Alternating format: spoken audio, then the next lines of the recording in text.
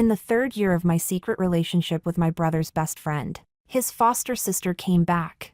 I decided to break up and quietly agreed to the arranged marriage my family had planned for me. The engagement party was highly private, with only our closest relatives invited. During the tea ceremony, when I was about to address my elders, my brother's phone rang. He answered, chuckling teasingly, "You didn't even come to Caro's engagement party? And to think our Caro used to chase after you calling you brother." On the other end, Charles's voice froze. "Who did you say is getting engaged?" Chapter 1. What? Did you break up with that mysterious boyfriend of yours? My brother Gabriel's tone was half mocking, half smug. I couldn't blame him. In 3 years of dating, I'd never once gone public with the relationship. He had warned me long ago. A man who doesn't even dare to meet your family, how could he be reliable? You'll break up sooner or later. But back then, I didn't believe him. I thought true love could move mountains and seas. Now, reality had slapped me in the face. I replied flatly, "Yeah, we broke up." Hearing the seriousness in my voice, he fell silent for a while. "Did he hurt you?" My heart, which had finally calmed, was suddenly flooded with a dull ache. I took a deep breath and shook my head where he couldn't see me. "No, we broke up peacefully." "Good. Otherwise, I'd go and destroy him myself." "Caro, men can't be trusted. If you have to marry into a family alliance, keep the benefits in your own hands. That's what's practical." "All right, you arrange it. I'll be back in 2 days." Just as I hung up, Charles pushed the door open. "Who were you talking to?" Afraid he'd notice I'd been crying, I didn't turn around. "A classmate." He brushed past me and went into the study. For 3 years, he'd always been cold. I'd always thought it was his nature, aristocratic, restrained, and disinterested in intimacy, until last night, when I came home early from a business trip, hoping to surprise him. The study door, which was always tightly closed, was only slightly ajar. Warm yellow light spilled through the crack. I quietly approached, about to knock, then froze. Inside, Charles's expression was strained, his hand moving down toward his lower body while staring at his phone screen. I turned to stone. On the screen wasn't just anyone. It was Gloria, the childhood friend who'd been fostered in his family. He was so absorbed he didn't even hear me open the door and leave. I checked into a hotel and sat alone for a long time. Finally, I understood. Charles hadn't been distant all these years because of his temperament. He hadn't kept our secret relationship hidden because he feared my brother, the overprotective sibling. It was all because he never liked me. He just needed someone to cover up his feelings for the girl who was, in name, his foster sister. So when I, foolishly and eagerly, chased after him, he simply went along with it and let me become his so-called mysterious girlfriend. That night, Gloria's post went live. "Landing back home tomorrow. Come pick me up quickly." Chapter 2. After I hung up with my brother, I took a taxi back to the villa where Charles and I lived. There were still some things I needed to take with me when I left. He was having breakfast. When he looked up and saw me, he casually told the housekeeper to prepare another plate. "I didn't know you'd be back at this hour, so I didn't prepare one for you in advance." I nodded. Okay. It wasn't that he didn't know, he was just too lazy to know, and even lazier to care enough to ask. Hearing my answer, Charles paused. He glanced up from the news on his phone. A flicker of puzzlement crossed his face. Yes, if this were before, I would have puffed my cheeks and plopped down beside him to steal the breakfast from his hand. I would say, "Since you forgot to prepare one for me, I'll just eat yours." Or I'd wrap my arms around him from behind, pinch his ear, and tease him about forgetting to prepare mine. Wasn't that because he didn't love me? Clever as Charles is, he would have noticed the change in me in an instant. But he said nothing more than a nod. "I'm heading to the office first. Take your time eating." He took the suit the housekeeper handed him, hesitated for a few seconds. For a moment I wondered if he was waiting for me to, as usual, hop over and help him into it. Instead, he put the suit on himself. The footsteps and the closing door faded away together. The housekeeper asked me, "Miss, would you like anything to eat?" I shook my head. "No, please prepare some shipping boxes for me today." I picked up my suitcase and went back to the room. When the housekeeper brought the boxes, I packed my clothes and personal items. Then I went to Charles's walk-in closet. Over the years I had given him many ties, cufflinks, clothes, and watches, but he rarely wore them, unless I forced them on him. Those things would hardly ever make an appearance. Just like me, his girlfriend, hidden away in the dark, swallowing the ache in my throat. I took the gifts I'd given him, one by one, and packed them into the boxes. It took a long time, but finally I finished. I sat on the bed, catching my breath. My phone buzzed with a message from Charles. "Sent the driver to pick you up. He'll be there in half an hour." The wording was simple, with no explanation. He was certain I would never refuse him. I gave a wry smile. Perfect. This was the right time to tell him we were through. Chapter 3. The club lights flashed in a riot of color. This had once been one of my favorite places. I had grown up spoiled and adored. My personality bright and fiery. My friends jokingly called me the wild rose of the capital scene. At my brother's university anniversary, I saw Charles for the first time and was drawn to his cool, ascetic demeanor. I circled around and asked my brother whether he was single. My brother rolled his eyes with that aloof, untouchable temperament. Which girl would dare get close to him? I felt a thrill. He was cold. I was passionate, perfect match.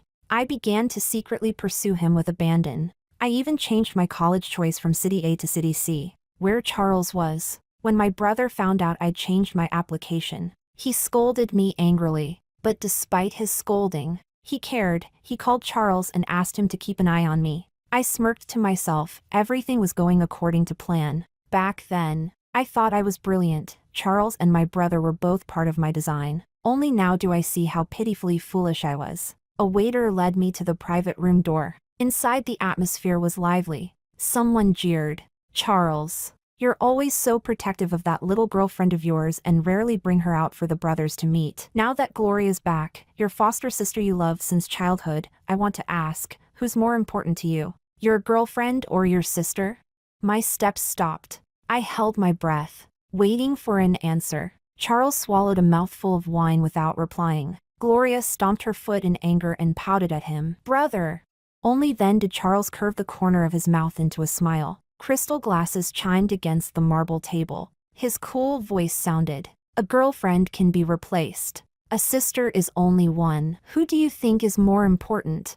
"Ooh, gives me goosebumps." The crowd hooted. Gloria stood up proudly and swept her finger across most of the room. You, and you lost your bets. Transfer me the money." Charles looked puzzled. "What do you mean?"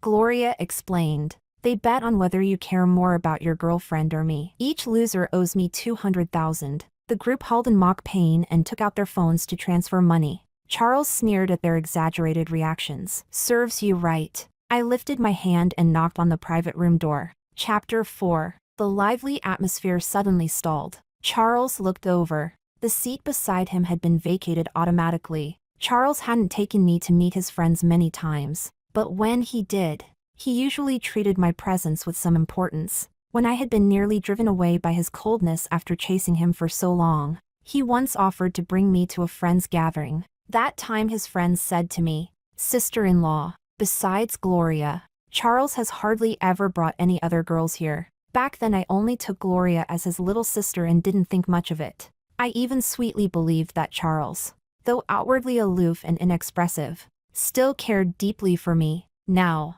looking back, those one or two performances in front of the brothers, or maybe his upbringing, meant nothing. To him it was a costless way to make me drop my suspicions and obey. I pulled my thoughts back and ignored the seat beside Charles. I sat in the farthest corner from him. Charles's expression dimmed. "Caro?"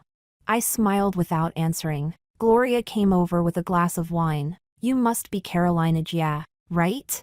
"I'm Gloria. Charles's." She hesitated on the last word. Charles supplied. "Sister." Gloria frowned, a flash of impatience crossing her face. She handed me the glass and, petulant, said, "Yes, sister. I just returned home. This is my welcome banquet. I'm toasting you." I didn't need to be overly sensitive to sense the hostility in Gloria's demeanor. It wasn't the kind of dislike a sister would have toward her brother's girlfriend. Gloria liked Charles too. Thinking of the study and what I'd seen there, the situation felt absurd. I gave a faint smile. Thanks. But I'm not feeling well. I don't drink. Gloria's mouth pulled down. Sister, couldn't you be more polite? I came back from so far away. This is my welcome party. Why won't you drink my toast? I already said I'm unwell. Her displeasure deepened. She turned to Charles. Brother, doesn't sister not like me? Charles's gaze held no warmth. His tone was flat. Caro, don't be dramatic. Drink. I almost laughed coldly. You called me here just so I'd drink? He lifted an eyelid and replied coolly. Gloria wanted to see you. So it was only because Gloria wanted to meet me, only to give them both the appearance of conforming to social norms and facing reality. They used me as a tool to make each other stop having fantasies. I stood up. Now that you've seen me, may I leave? Sensing my unusually defiant tone, Charles's eyes darkened. I knew he was angry, but I refused to indulge him. What have you been making a scene about all day? The room chilled further as his voice dropped. I looked back at him and smiled meaningfully. Charles, I knew all your filthy, despicable thoughts. I'm not playing your games anymore. I turned to leave, and Gloria grabbed my wrist. Sister, I'm the star of tonight's banquet. I haven't agreed to let you go yet. I whipped my hand free and slapped her across the face. Because you're an orphan, you have no manners? Chapter 5. I strode through the dim hallway, surrounded by drunken strangers teasing and laughter. A fire burned in my chest, wild and furious, desperate for cold air to extinguish it. Only when I stepped out of the club did I finally breathe again, to clear my head. I didn't call a cab. I just walked along the roadside. But I hadn't gone far before a car suddenly stopped beside me. Instinctively, I froze and reached into my bag for my phone, pressing my emergency contact, Charles. The next second, several masked men in black jumped out of the car. A sack was thrown over my head, and a violent blow sent my consciousness spiraling into darkness. When I woke again, I was in an abandoned factory. My hands and feet were tightly bound, my body hanging in the air. One of the men spoke. Lower her down. My body dropped sharply. A rag stuffed in my mouth made my muffled cries incomprehensible. If they would just take it out. Maybe I could understand what they wanted. Maybe I could bargain for a way to live. But before I could even try, a burly man struck me hard across the face. Stars exploded in my vision. The man, masked, said, "Sorry, miss. We take money to do our jobs. You just offended the wrong person. Here's the deal. Take 100 slaps, and you can walk out safely. But if you scream or go to the police, our employer promises you'll live every day in fear of what comes next." Tears blurred my eyes. Pain and terror mingled together. The man looked up toward a camera. "Sir, shall we begin?" A low response came through the speaker. Yes. Lightning struck through me. My whole body went rigid, even with just that one word. I knew the voice instantly. It was Charles. My mind went blank. He had hired people to kidnap me, to slap me 100 times, all because of Gloria. I bit down on the rag and whimpered toward the camera. He must really love Gloria, so much that he couldn't bear to see her hurt. But how could I have imagined that just because I slapped Gloria once, he could be this cruel? Even if he didn't love me, I had given him 5 years of my life, 3 of them in a relationship. Even if he didn't care for me, I was still his best friend's sister. How could Charles do this to me? I sobbed and struggled, hoping some flicker of conscience might stop him. But there was no reply from the camera, only slap after slap landing on my face. The swelling turned to numbness. Blood stained my lips and cheeks. Chapter 6. When I woke again, I was in the Bai family's private hospital. Charles Bai stood before the massive floor-to-ceiling window, his tall figure outlined by the light. Hearing movement, he turned to look at me. "You're awake." I sneered. "Didn't manage to beat me to death. Disappointed?" His expression remained calm. "Yesterday, you went too far. Gloria just came back, and you slapped her in front of everyone. How could she face anyone now? How could she survive in this circle? So your solution was to return it 100-fold? I shouted, grabbing the glass on the bedside table and hurling it toward him. "You care so much about her face. What about mine? If you like her, go after her. Why hide behind the excuse of being brother and sister and make everyone sick?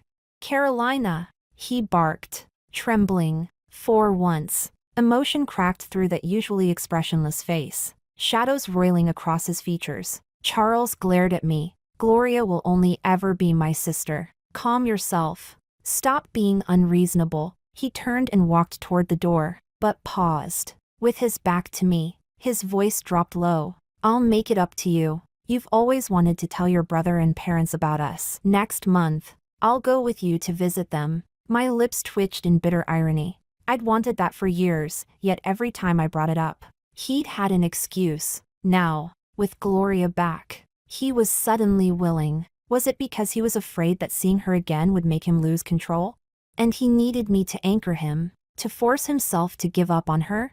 But why should I continue being their tool?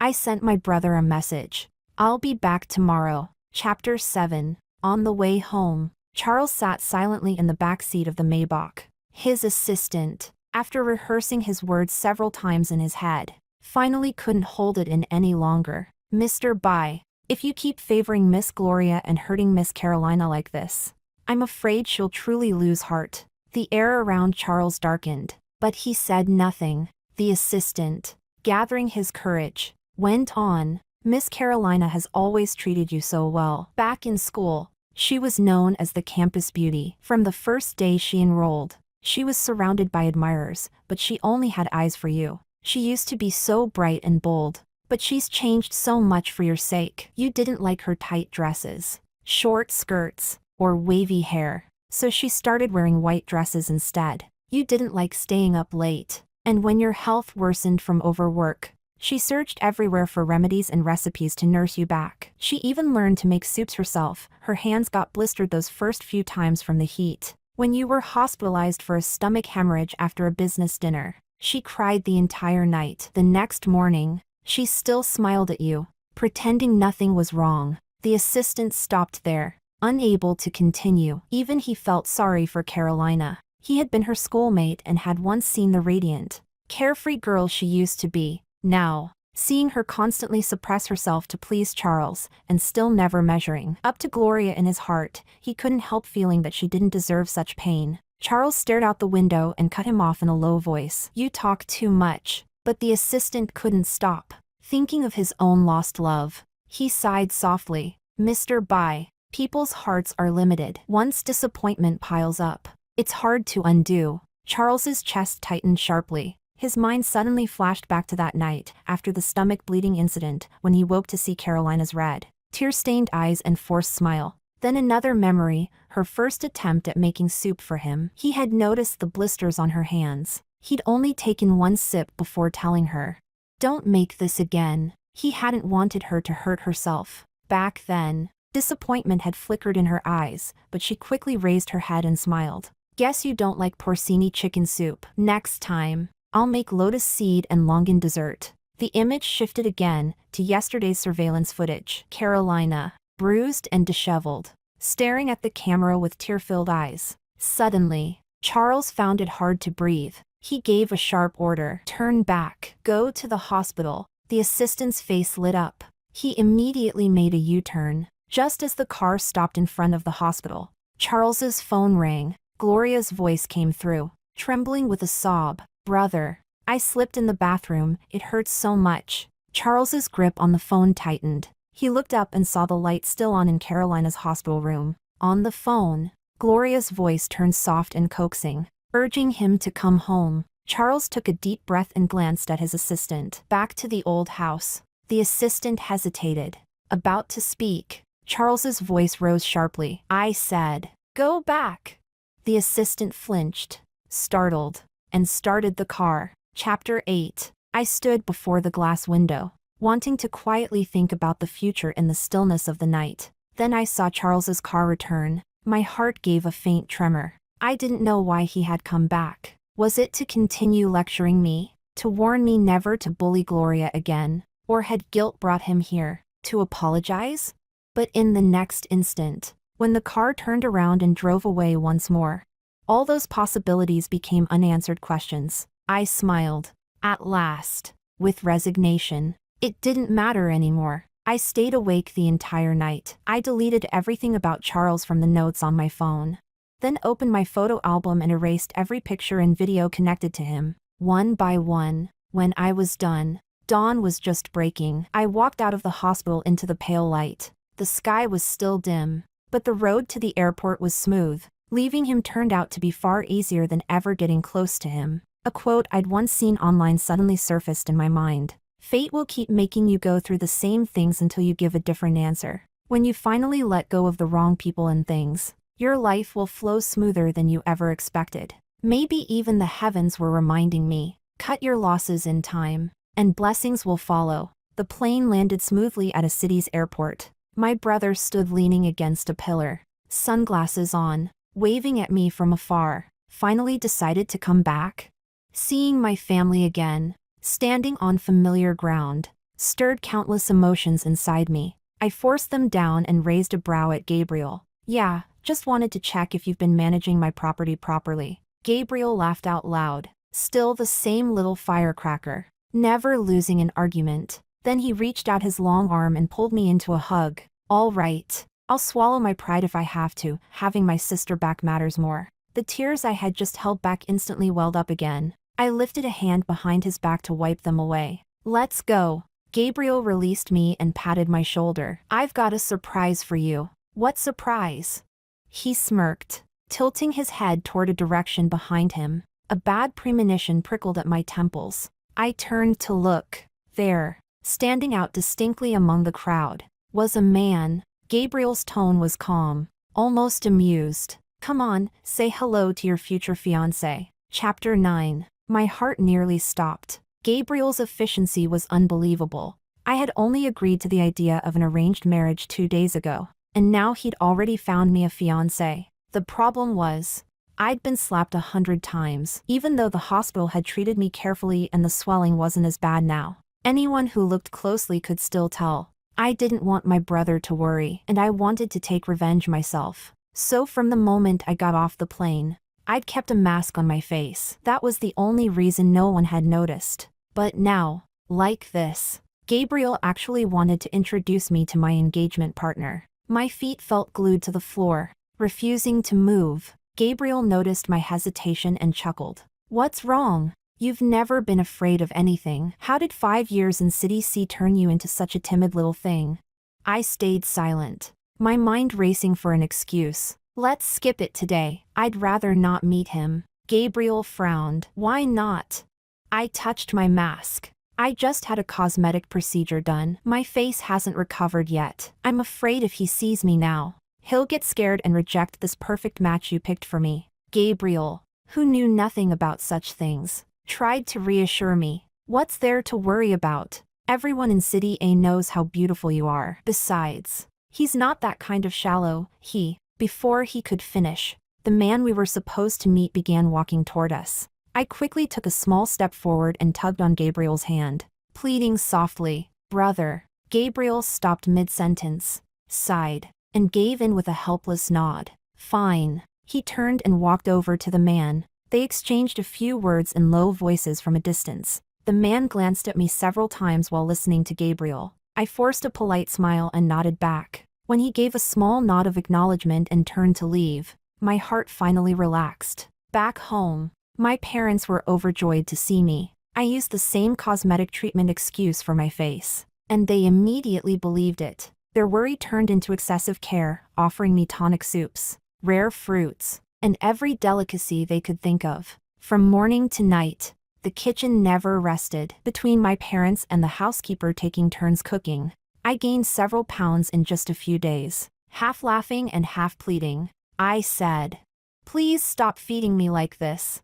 My mother smiled indulgently. Perfect timing. Your brother said William's coming to take you out today. Go for a walk and digest a bit. I blinked. Who? William, the little boy who used to be our neighbor. Don't you remember? William? I searched my memory for the name. The chubby one? My mother's eyes curved with laughter. Not anymore. He's a handsome man now, 6'2". I remember your brother saying he went with him to pick you up from the airport that day. Didn't you see him? Then it clicked. The man who had waved at me from afar that day. So that was William. the little shadow who used to follow me everywhere as a child. And right on cue, my phone buzzed with a new WeChat friend request from William. I accepted, and within seconds, a message popped up. The weather's great. Want to go out for a walk? I looked at the message and couldn't help but burst into laughter. Oh, come on, could you be any more old-fashioned, big guy?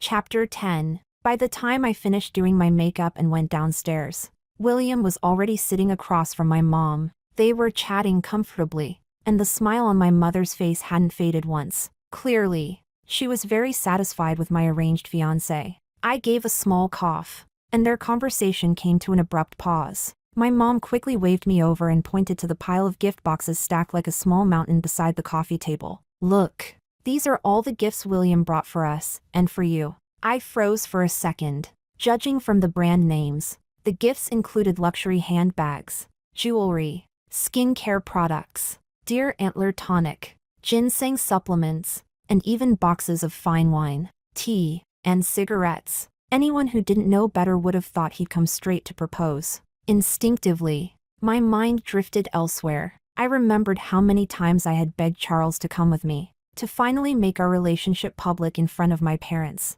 He always refused. Every year during the holidays, he would send gifts to my family only under the pretense of being my brother's friend. And I had comforted myself, convincing my foolish heart that he just wasn't ready to make things official. I used to wait with such naive hope for the day he would finally say yes. But now, that hope was nothing but ashes. I pulled myself out of the memory and looked at William, clicking my tongue playfully. Did you empty out an entire shopping mall for this?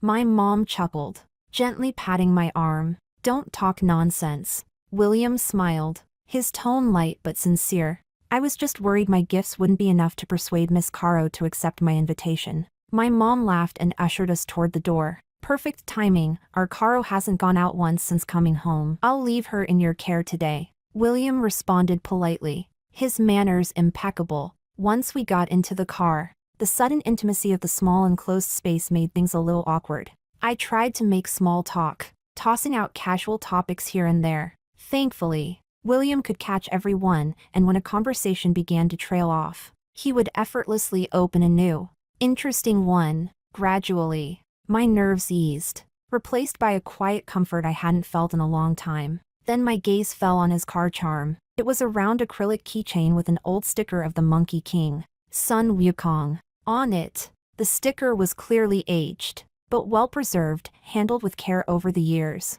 I covered my mouth in surprise. No way, is that? William tilted his head toward me, eyes bright with a smile. Yep, it's the one you gave me when we were kids. Chapter 11. When William's family first moved into our neighborhood, he was a chubby, quiet boy, shy and withdrawn. Other kids often picked on him. I still remember that day. I saw a group of boys surrounding him and didn't hesitate. I charged in with a stick, swinging it fiercely to drive them away. Then I stood between him and the bullies and shouted, "If anyone dares to bully William again, I'll knock you all out and hand you to the police myself." The boys made faces at me and scattered. I turned back, pulled the tearful William to his feet, and lectured him like a little adult. When they bully you, you need to fight back bravely. But when I saw his trembling lips and watery eyes, I sighed and waved my hand. Forget it. Next time they bully you, just say my name. I'm Carolina. I grabbed his hand and stuck a sticker on his arm. This is for you, my idol, the Monkey King. The memory flashed vividly before me as I reached out to touch the old car charm. And suddenly, I remembered. Back when Charles's business was in chaos and his rivals were eyeing him dangerously. He'd nearly been hurt several times on the road. I had gone to a temple, kneeling and praying for hours, to bless a charm of the 8 auspicious symbols, hoping Buddha would protect him. But he had never once hung that charm in his car. It couldn't be more obvious who he cherished and who he didn't. With both of our families pushing things along, my relationship with William advanced quickly. We saw each other almost every day, eating together, shopping together, even discussing the latest trends in the retail business. The engagement date was set in no time. The night before the ceremony, I couldn't sleep, nervous, anxious, and strangely excited. Life was unpredictable. Just a month ago, I was still imagining forever with Charles. Now, I was about to spend the rest of my life with a man named William. I thought of William's broad shoulders, narrow waist, and sculpted abs, and I couldn't help but smile. Maybe this wasn't such a loss after all. The next morning, I was woken early to get my makeup done and put on my gown. The makeup artist was my favorite one, flown in from overseas by William himself. The gown had been ordered by him years ago, as if he'd always known he would use it someday. The engagement banquet was held in an extremely private location, with only our closest family members invited.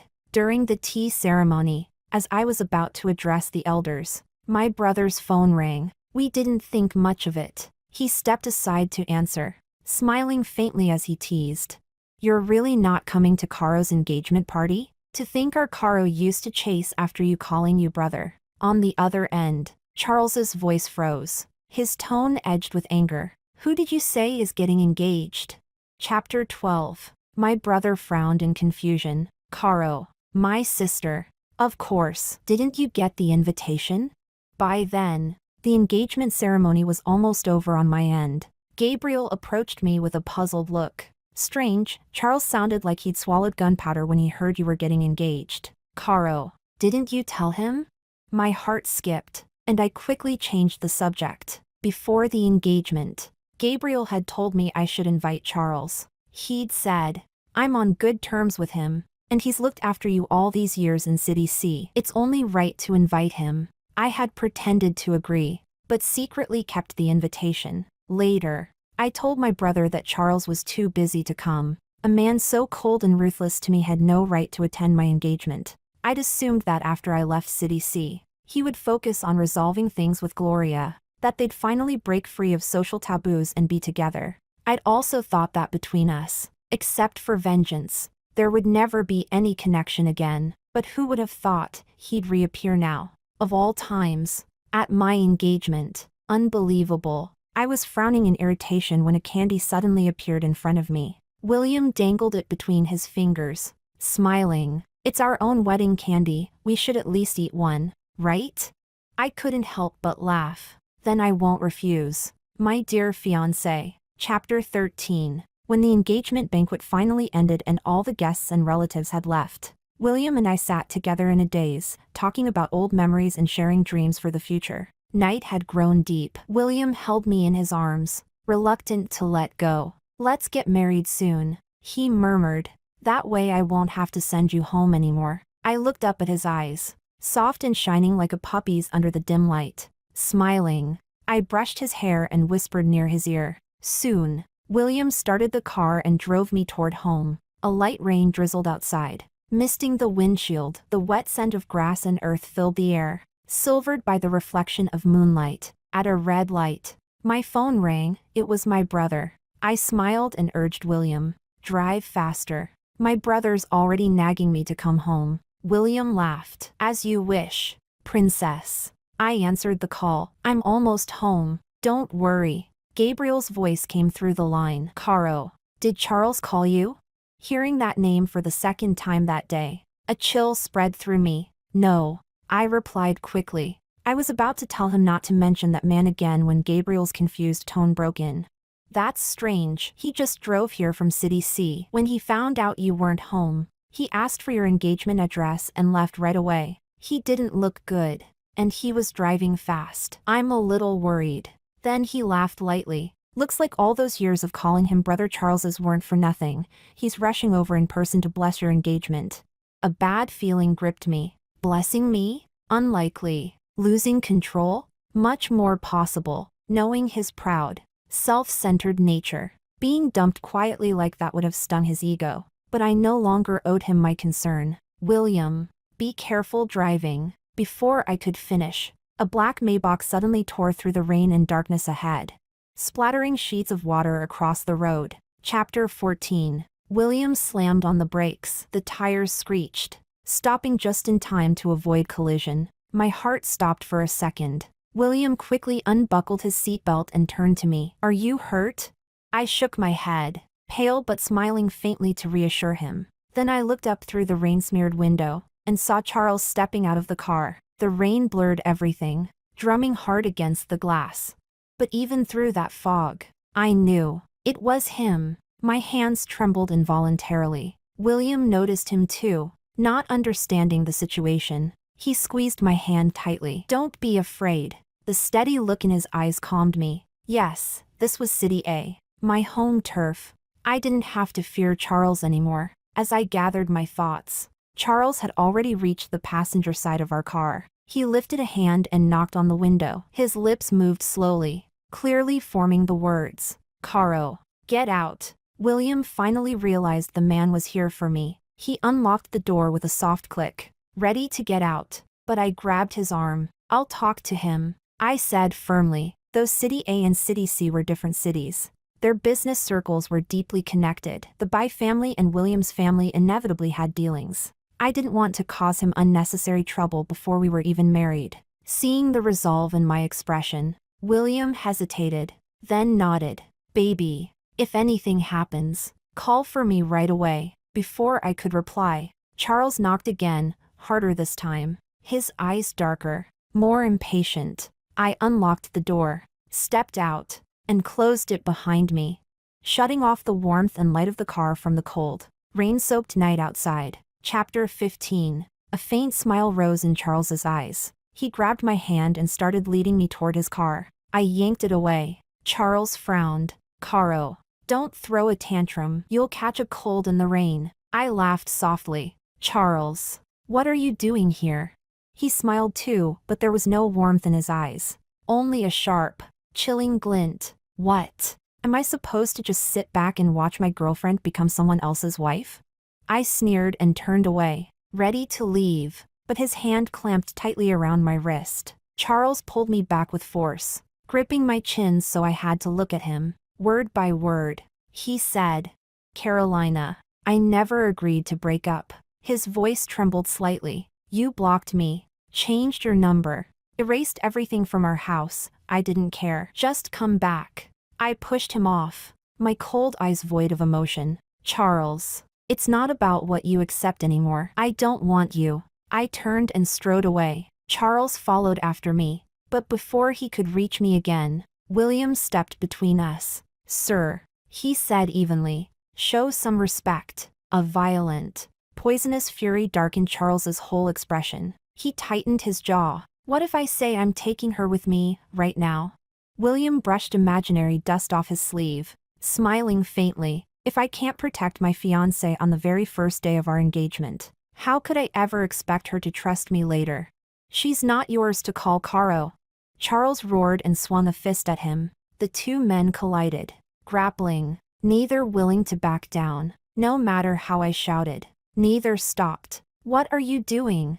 My brother arrived, forcing himself between them, finally pulling them apart. They stood on opposite sides, both panting, eyes red with rage. Gabriel turned to me. "Caro, take William and go." I nodded, grabbed William's arm, and led him away. Charles tried to follow, but Gabriel caught him by the shoulder, holding him back. He snapped, "Charles, are you insane?" Chapter 16. I waited in the living room for a long time before Gabriel finally returned. The moment he stepped inside and saw me sitting there, he froze for half a second, then strode over and pulled me into a hug. His voice was low and hoarse. "Caro, I'm sorry. I didn't know that man you mentioned before, that it was Charles. I thought when you said you liked him, it was just a little girl's joke." I shook my head gently, reassuring him. "Brother, it's not your fault. I just had a bad relationship. That's all." It didn't hurt anymore. Gabriel's eyes reddened instantly. He murmured softly, "We won't go to City C ever again. You'll stay home, with me and Mom and Dad to protect you." I nodded and urged him to get some rest. I didn't know how much Charles had told my brother, and I didn't want to know. I'd already found my peace, my new happiness. I didn't care about those lost, confused years anymore. But since Charles had come this far, there was one thing I'd originally planned to postpone. And now, I decided to do it immediately. I called for our old butler and asked if what I wanted could be arranged. He'd watched me grow up, followed my father across the country, a man who had friends in both the bright and the shadowed sides of society. When he heard what Charles had done to me, his fists clenched tight. That very night, Charles was intercepted by a group of men and taken to the outskirts, to the same abandoned factory. Only this time, the one hanging from the ceiling was him. The enforcers looked toward a phone screen for instructions. "Miss, shall we begin the 100 slaps?" "Start." On the monitor, Charles lifted his head, staring at me in disbelief. The first slap rang out, then the second, then the third. I watched through the screen as his expression slowly dimmed, drained of all color, all light. A heavy breath escaped my chest. "Charles, when I loved you, I gave you everything, all my tenderness, all my heart. Now that I don't, you are nothing more than dust before my feet. From this moment on, we are severed clean. No love, no hate, no debts left between us." Chapter 17. The next day, Charles left City A, and for the first time in weeks, I finally exhaled. Everything slipped back into order. I threw myself into work, formally joining the family corporation, taking over projects, preparing for the wedding, and squeezing in time to go on dates with William. 2 weeks later, Gabriel came to my office. He glanced around, then leaned casually against my desk, grinning. "Not bad. You actually look like a boss." I arched a brow. "Of course, you'd better start working harder, or all the family fortune's going to be mine. You know how succession wars go." Gabriel burst out laughing. After a pause, his tone shifted. "Charles has moved his company's operations to City A." My fingers froze over the keyboard. "Let him," I said coolly. Seeing that I wasn't shaken, Gabriel relaxed and left. The next night, he sent me the address of a club we used to frequent. When I arrived, I found Gabriel there, with a room full of our mutual friends. "What's this setup?" I asked, smiling as I took a seat. Gabriel lounged lazily on the sofa. "Don't rush. One more person's on the way." As soon as he said that, a waiter ushered someone inside. It was Gloria. She was wearing a white dress, her eyes wide with surprise at the crowd. One of our friends smiled and led her further in. I sat quietly in a dark corner. The lighting was dim, and she didn't notice me.